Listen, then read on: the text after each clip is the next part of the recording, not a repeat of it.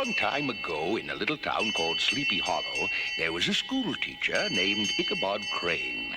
Now, Ichabod was a tall, skinny man who was quick to use a ruler on naughty scholars. Ichabod didn't live in the town of Sleepy Hollow. To get to his house, he had to ride his skinny old horse through the woods. He had heard stories that there was some kind of a ghost that prowled through the woods. Being a learned man, he put no stock in such tales. One night, Ichabod stayed in town very late at a party. As the evening wore on, after lots of food and lots of cider, the folks started telling ghost stories, and they got around to talking about the ghost in the woods outside of town. The story was that the ghost was a rider on a big horse that actually snorted flames and smoke, and the rider, he was a huge man who had no head. Finally, it got to be very late, and it was time to go home. Now, old Ichabod wasn't exactly scared, but then again, he wasn't too keen on riding through those woods this late at night. Well, he got on his skinny old horse and started off for home. As he rode through the woods, the full moon shone with an eerie light, making all kinds of spooky shadows. An owl hooting in the distance didn't make him feel any better, so he urged his old horse to go a little faster.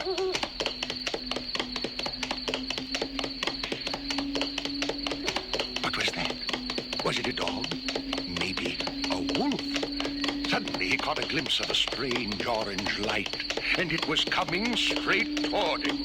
Now Ichabod was terrified. He tried to make his old horse go faster, but the strange orange light was coming closer and closer. Could it be? Yes, it was a rider on a horse. The horse seemed to breathe smoke and flames, and now the schoolmaster could see better. The horseman had no head. In fact, the rider's head was carried before him on the saddle, and he was laughing. The craziest laugh you've ever heard. The headless horseman was coming very close to Ichabod now. He could feel the heat from the horse's fiery breath. They raced through the woods. The goblin was laughing. Ichabod was screaming. It was some wild scene as they raced along the little trail that led to a little bridge near the church. Just as they came to the bridge, the headless horseman suddenly stopped. His horse reared up. And what happened next is the scariest part of the story. The goblin rose in his stirrups and threw his head straight at Ichabod. The next day, Ichabod's old horse was found near his master's gate, but the saddle was missing. Later on, down by the old wooden bridge, they found Ichabod's hat, and close beside it, a shattered pumpkin.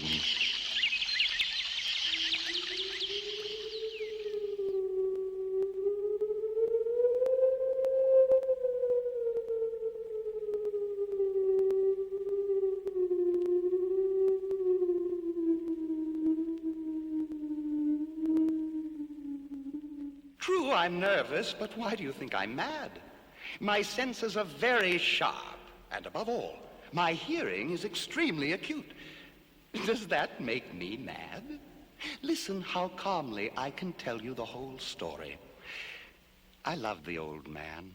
He never wronged me or insulted me, nor did I desire his gold.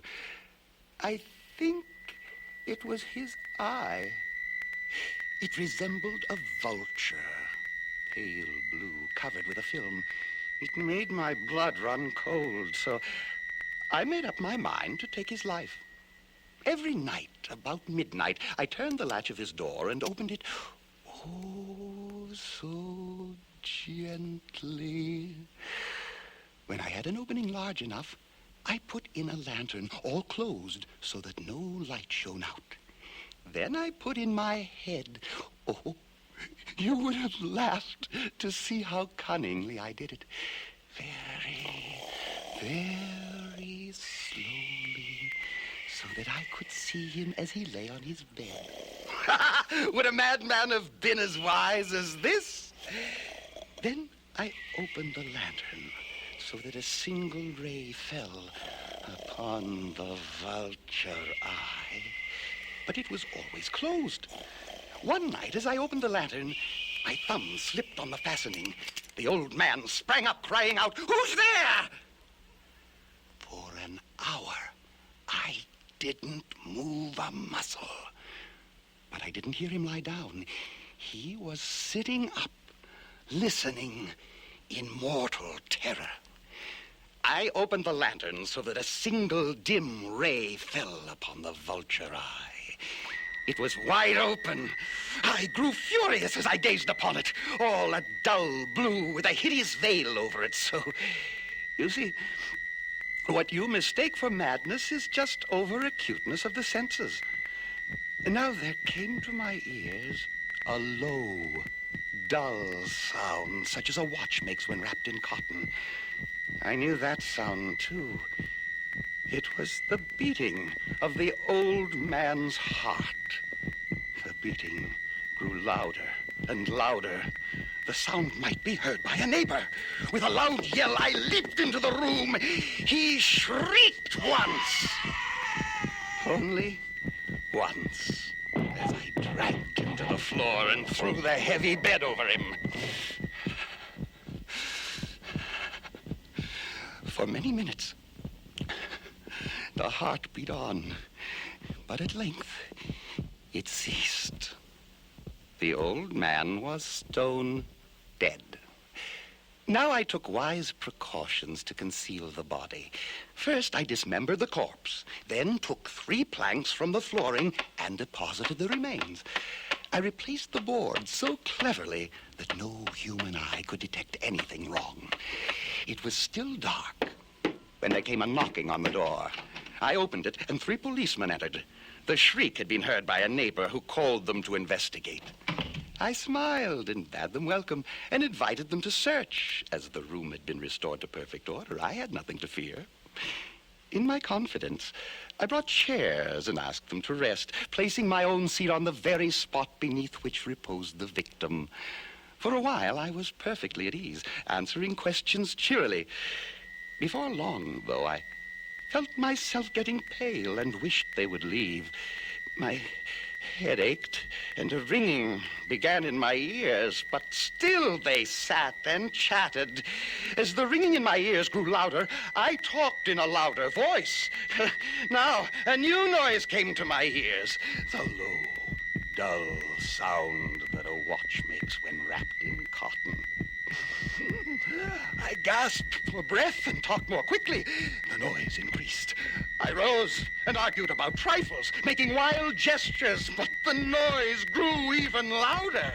I paced the floor. Will they never leave? I felt I must scream or die. Louder, louder, louder! Then I shrieked. I admit the deed! Tear up the planks! Here! And stop the beating of his hideous old heart!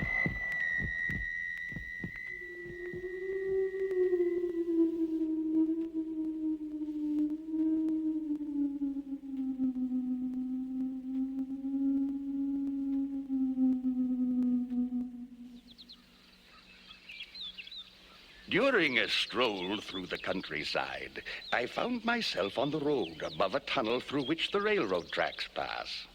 Down below was a tiny station, which was maintained by the signalman who was standing near the great iron bars, which are the means of switching the tracks. I shouted down to him, "Hello down there!" Before he could answer, there was a vibration in the earth which quickly turned into a violent pulsation as a train roared out of the tunnel.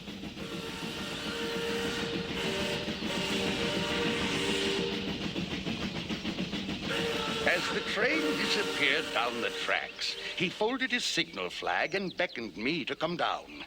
I found my way and joined him at the small building. He looked at me as if he was afraid. When I asked if anything was wrong, he said he thought he might have seen me before. When I asked where, he pointed at the red light at the mouth of the tunnel.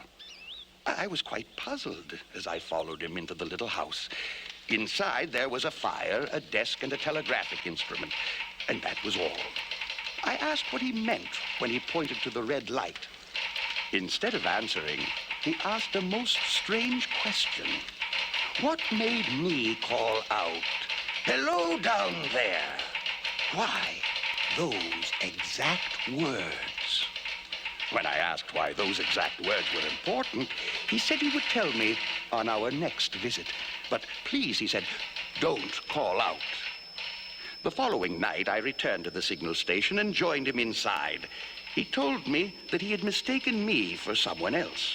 When I asked who, he said he didn't know for sure because the person's left arm is always across his face as he waves violently with his right arm. Then he explained. One moonlight night, I was sitting here when I heard a voice cry out, "Hello down there." I looked out of the door and saw a person standing by the red light, waving his right arm. The voice seemed quite hoarse as it cried, "Hello down there! Look out! Look out!" I ran to the figure, but just as I got to the place where it was standing, it was gone. I stood there in amazement, listening to the eerie wind blowing through the telegraph wires above me. Within 6 hours, there was news of a horrible crash at the other end of the tunnel. That was a year ago. A few months later, I saw the figure again, and the whole sequence was repeated.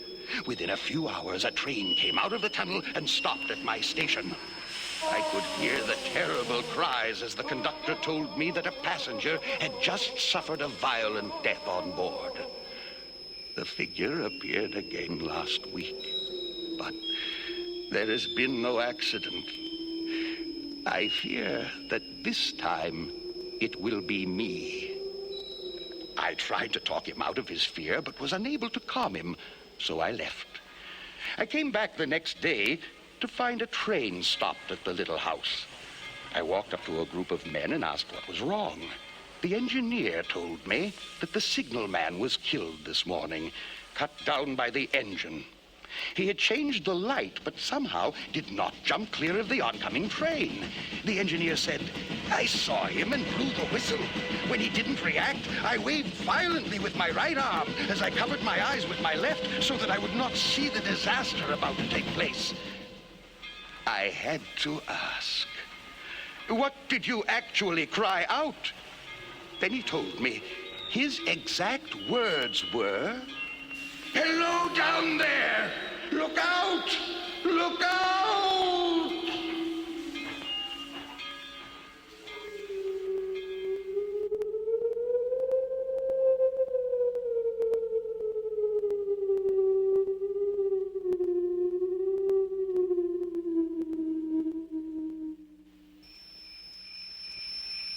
How old am I? Not nearly as old as I look. Been that way ever since that night when my hair turned white. That night? Well, I was driving home from a dance up near Ridgewater on this little road that leads to the big highway.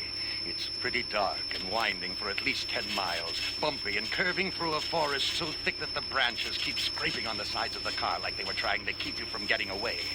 Suddenly, there's somebody in the road right in front of the car. I jammed on the brakes and stopped just in time. There was this shivering young woman. She had jumped into the middle of the road as if she could stop a car just by holding up her hand. She told me that she'd been in an accident and her car was a wreck. Then she asked me if I'd drive her home. She looked so cold and miserable. I let her in and even threw my white jacket around her because she was wearing a thin silk dress without even a sweater. Well, we started off for her house. And after more turns than you would believe, we pulled up in front of a very tidy little cottage with all of its lights turned on like a Christmas tree. She just sat there looking all worn out like she had used up every bit of energy she could spare. "Please ring the bell and see if my mother's home," she said. "The bell is on the left near the brass knob." I rang the bell, and the lady who answered looked like an older version of my hitchhiker. Before I even had a chance to speak, she said, "Don't say a word, just come this way." It all seemed very strange, but I followed her anyway. Up the stairs, down a hall, and into a very pretty room. A girl's room, I could tell.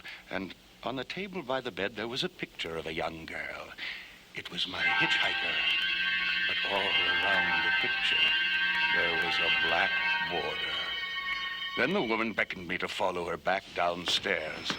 I followed her down the stairs, out the door, and past the car. There was nobody in it. We walked a little further and came to a little private cemetery with a grillwork fence around it. We went in and stopped in front of a grave that looked newer than the others. The woman pointed to the grave and said, "My daughter. She was killed in an automobile accident last summer, and every night some stranger brings her home again." Well, I was terrified. I turned away and left her there, but not before I noticed something sticking out from under the gravestone. I ran to my car and drove back home as fast as I could. It wasn't until I was in my own house and in my own bedroom that I discovered that my hair was white. Pure white, the same color as my jacket. That's what was sticking out from under that gravestone. Just like it had been there ever since the grave was first dug.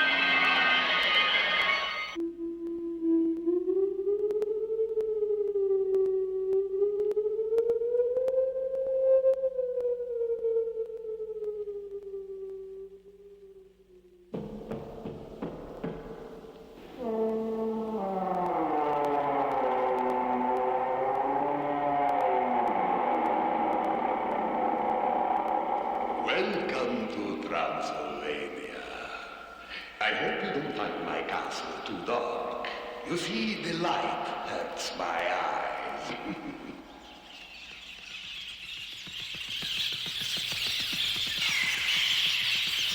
No, don't be afraid of my furry little friend. He won't harm you. Come with me. I'll show you a real vampire.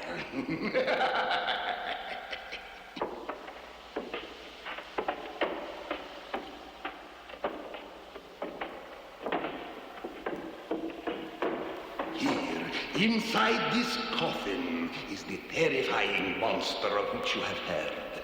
By day, he is one of the dead. But when night falls, he awakens from his catatonic state, changes into a giant bat, and flies away into the night, seeking the only nourishment on which he can survive: human blood.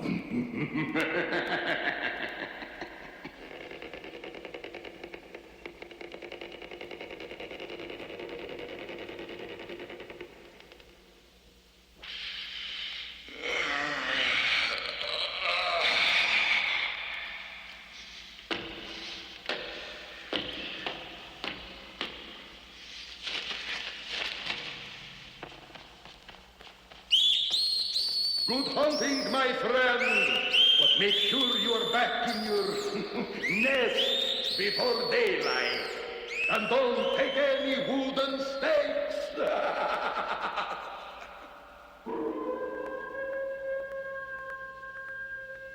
If you are not afraid to go out on such a dark night as this, I will take you to visit the laboratory of my English neighbor, Dr.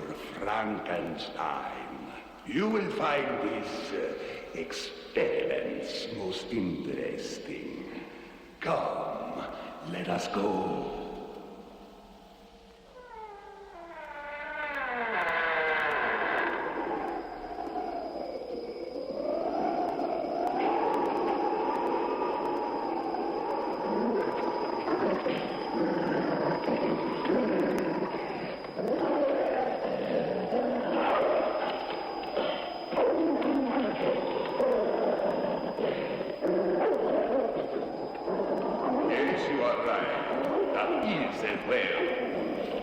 He is nobody's friend.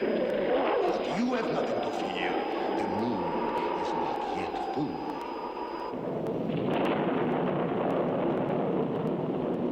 Come, we must hurry. It is a stormy night such as this that the mad doctor must have to give life to his evil creation.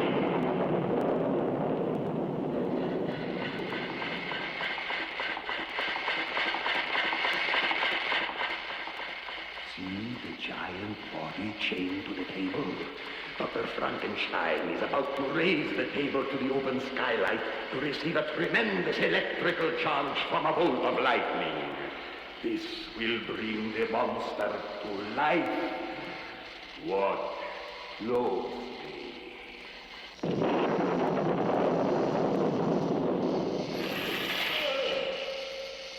Look, the monster is breaking his chains. He's getting off the operating table. He's coming toward us. Come, my friend, quickly. I think we had best consider our visit over.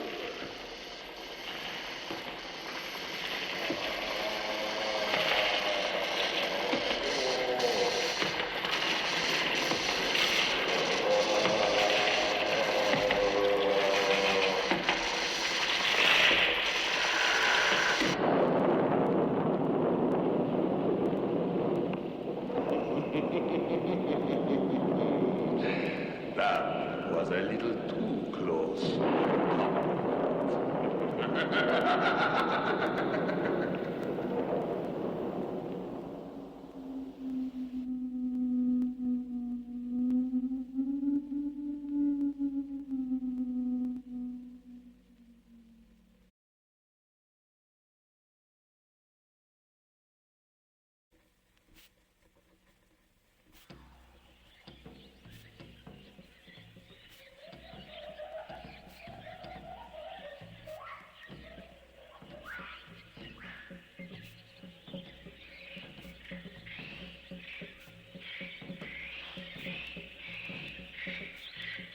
Deep in the steaming jungles of Haiti, the eerie sound of the voodoo drums tell us that this is the night the living dead walk. From the darkness they shuffle, eyes glazed with death, hands clawing for blood. The moans and cries mix with the sounds of the jungle as voodoo claims all in this cult of tropical terror. The zombies walk.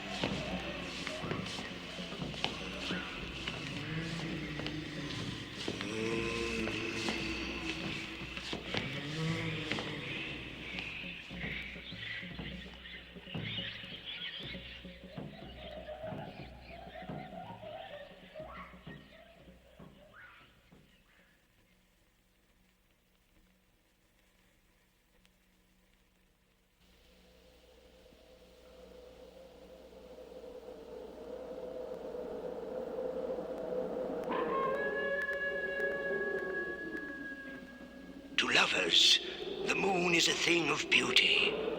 But to this man, it is a deadly curse.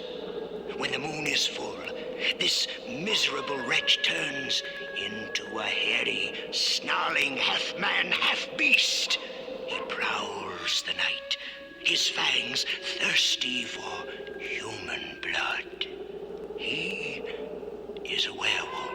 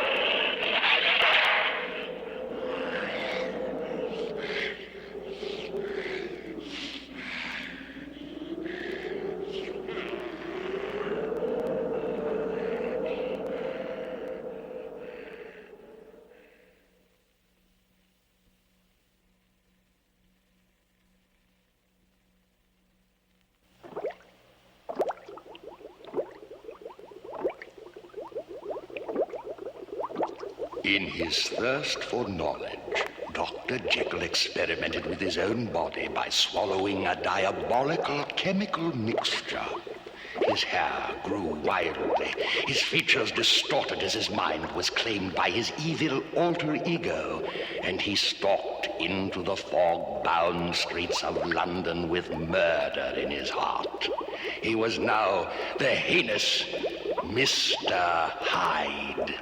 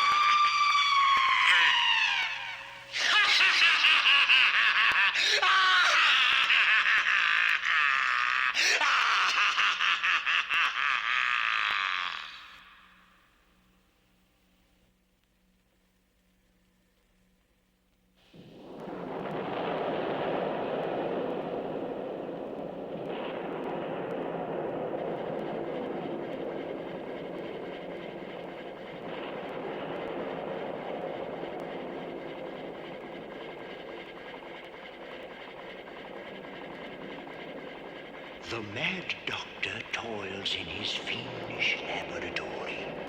The crackling power of his evil instruments blast power into a giant sleeping hulk, which shudders, creaks, and slowly stirs. He bursts his steel bonds and stands. Frankenstein's monster.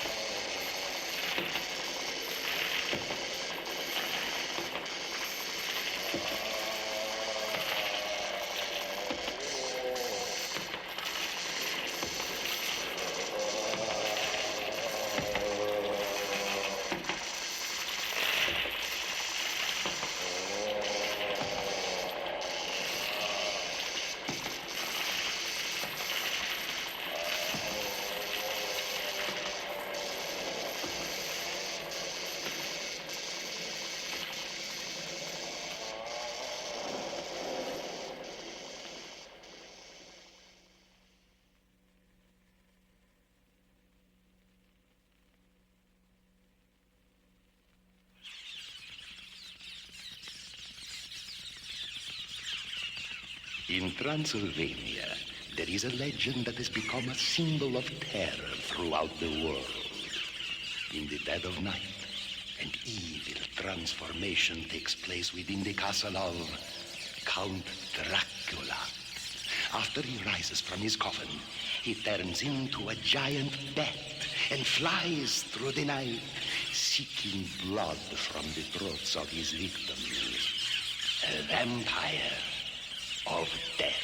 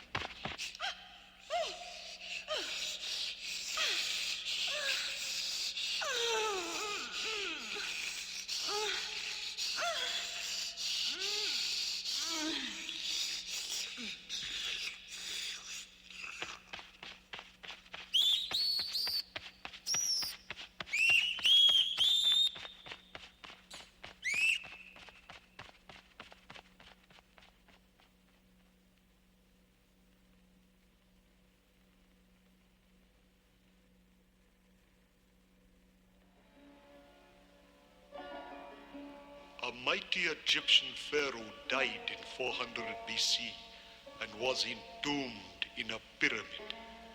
Centuries later, a greedy archaeologist plundered the crypt for his own financial gain.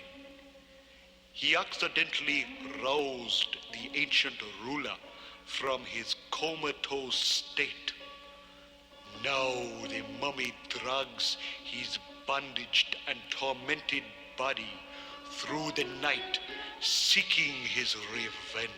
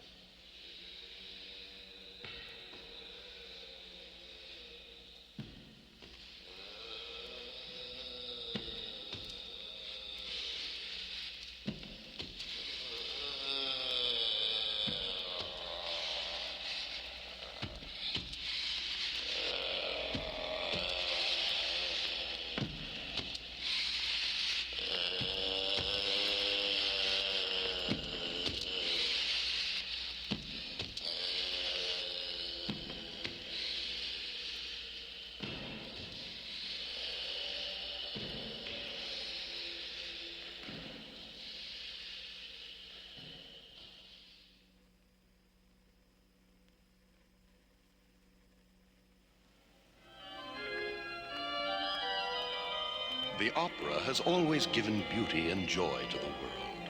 But once, a famous opera singer became deformed and horribly scarred after he was burned in a fire on stage. He fled the civilized society of the music he loved and hid in the remote darkness of the Paris Opera House. This misshapen being became known as the Phantom of the Opera. I'll always have your beauty for my own.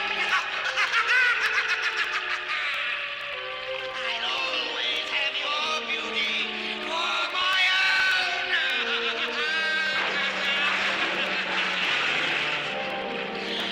I'll always have your beauty for my own.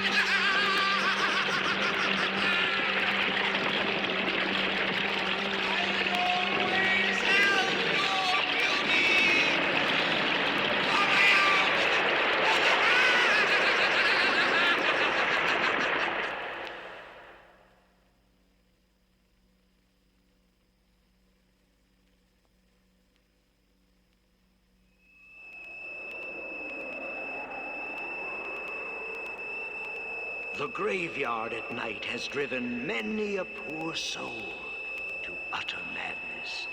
If you value your sanity, do not stray into the evil darkness that surrounds the tombs, crypts, and mausoleums. Here, ghosts wail and moan, skeletons rattle, trying to escape their imprisoning coffins. Grimacing skulls gasp a death rattle.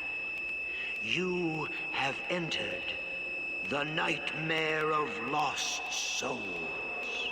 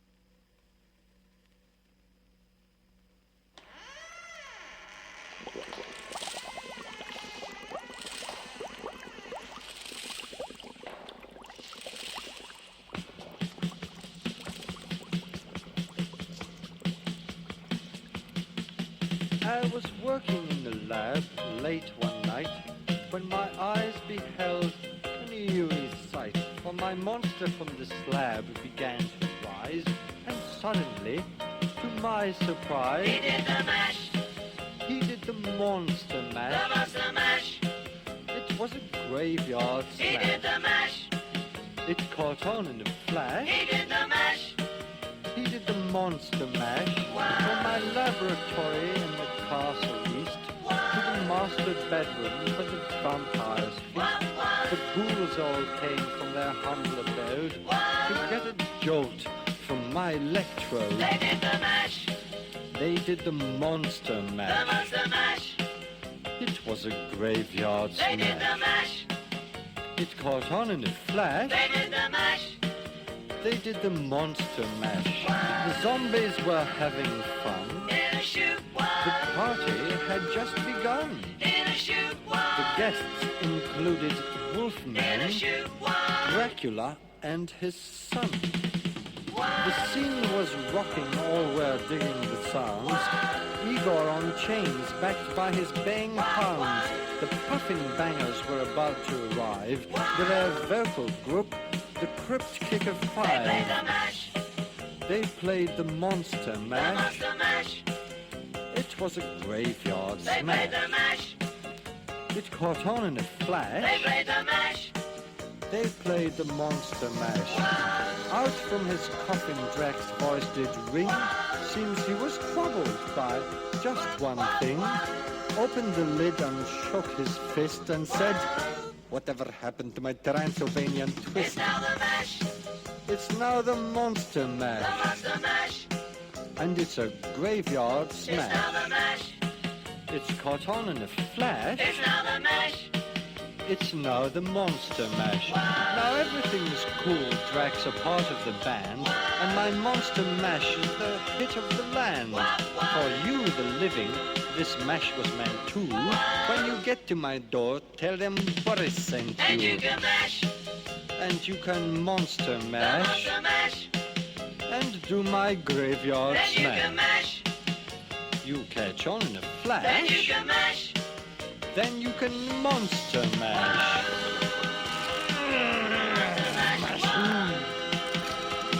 Monster mash. One. Impetuous young